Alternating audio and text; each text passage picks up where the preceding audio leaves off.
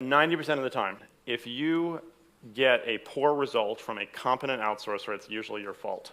Either because you chose the wrong person for the job or you did not describe the task correctly.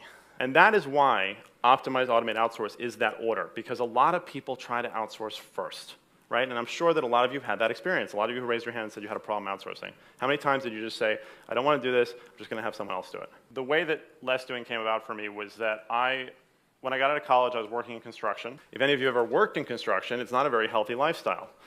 I was working probably 18 hours a day. I was eating fast food a couple times a day. I was smoking a pack of cigarettes a day, drinking a lot, and I racked up about $3 million of debt by the time I was 23, which is fairly stressful.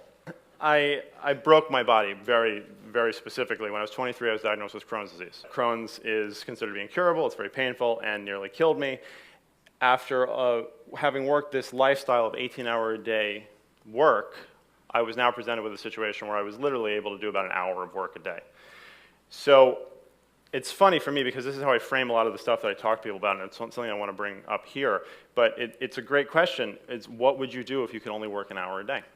There's all sorts of things that we just take as norm that people think that they can't give up. So if you could only work an hour a day, it's a very interesting parameter to put on yourself when you have to come up with new systems and solutions. So I was basically compressed between two places. I could only work an hour a day, roughly, and I was enormously stressed. And stress is an inflammatory component. There's several people in the room who can confirm that for you.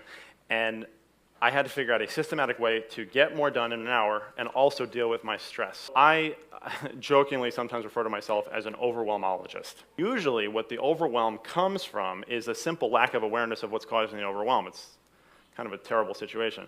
But this process of optimize, automate, outsource is really helpful. It's a really helpful framework. When I say optimize, I really am talking about tracking, honestly, and identification and awareness. We can track everything we do nowadays. Everything from how you do social media to how you hire and fire to how you make your lunch. Everything we do is a process.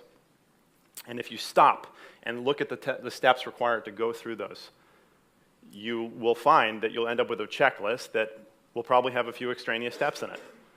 A couple redundancies, a couple holes. And then you can work with that to begin with to figure out a better way of doing whatever that process is. And that is the first step to proper outsourcing. So optimization is about tracking, identifying, bringing awareness back to the things we're doing. And this can take any form you can imagine. We can track everything we do nowadays. If you start to look at the step-by-step that's required, it's incredible how much better you get at it, how much faster you get at it, and how much bigger you can go with it. You'll be astounded at what you see in terms of your boost in productivity, and all of that just comes from a simple awareness. The second part is automation. There are so many things now that we can automate. We can literally automate things that 3 months ago a person had to do. I'm not even kidding you. We can automate processes. We can automate translation, and it's actually better now. So the first one, optimization, is about awareness. Automation is about triggers and actions. What I want is for you to be thinking triggers and actions. That's what I want. And ideally, triggers and multiple actions. Because how many of you have a social media manager that has to do this stuff manually? They shouldn't be getting paid to do that. Not because they're not worth it, but because they could probably be doing better things with their time, just like you can. And what's cool about automation, and I have to make this is very important, is that automation doesn't necessarily mean we're not involving a person.